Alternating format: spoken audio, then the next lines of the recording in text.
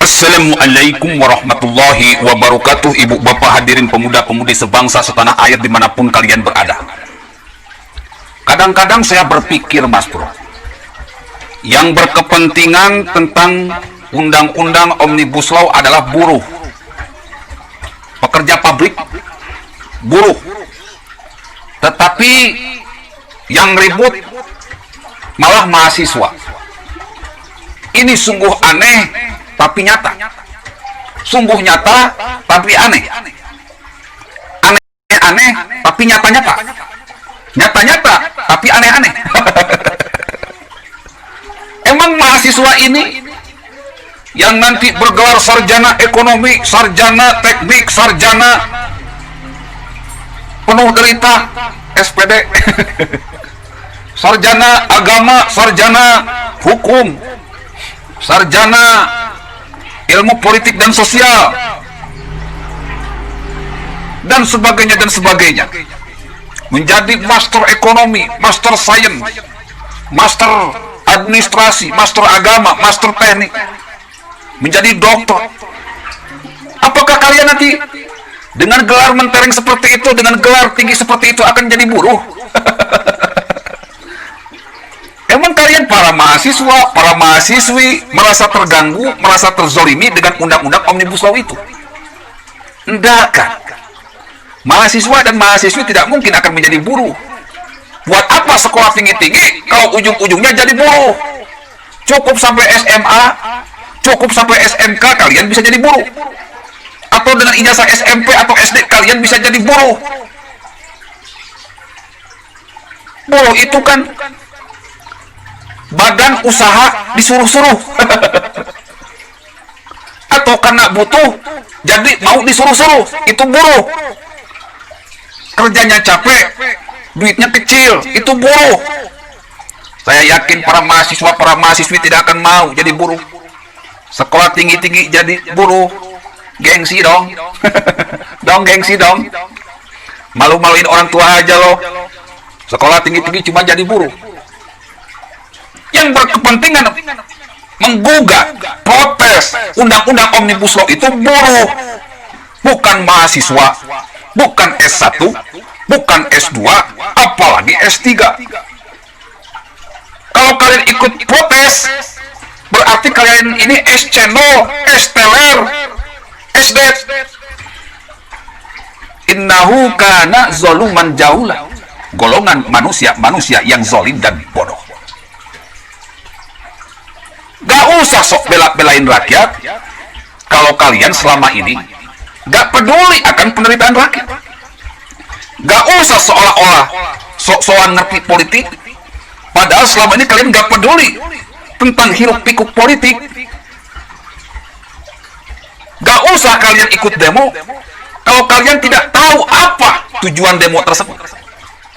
Akhirnya yang terjadi ketika kalian ngumpul bergabung dengan buruh, mahasiswa berkoar, buruh berkoar, ada penyusup yang masuk, ada provokator yang masuk, dalam kondisi yang serba tak menentu, perut lapar, badan lelah, otak pusing, duit habis, ujung-ujungnya emosi. Diserut sedikit saja langsung emosi. Rusak sana, bakar sini, jarak sono. Aparat keamanan kalian lempari dengan ribuan batu. Aparat keamanan kalian caci maki dengan saenak dewe.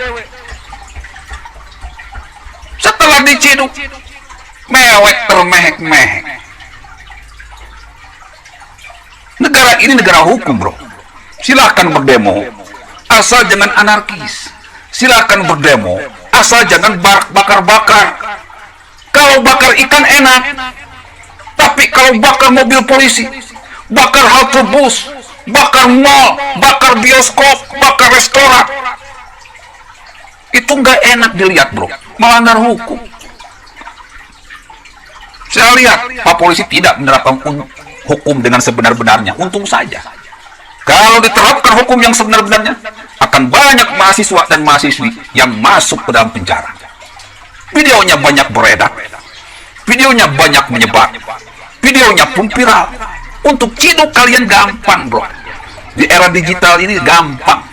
Di era cyber ini gampang. Cuman polisi tidak menerapkan. Masih memberikan kasih sayangnya kepada mahasiswa dan mahasiswi. Masih memberikan kasih sayangnya kepada para buruh. Tetapi tidak ada kasih sayang kepada para provokator. Makanya provokatorlah yang diciduk. Ibu, bapak, hadirin pemuda-pemudi sebangsa setanah air. Kita sangat sedih ketika mahasiswa, mahasiswi turun ke jalan. Ini sangat berbahaya, bro. Bisa mengancam stabilitas ekonomi, bisa mengancam stabilitas politik, mengancam stabilitas ekonomi. Akan banyak perusahaan yang tutup, akan rontok dolar kita, akan timbul penjarahan di mana-mana, karena kemiskinan pun di mana-mana, kejahatan akan semakin banyak. Kita tidak inginkan hal seperti ini.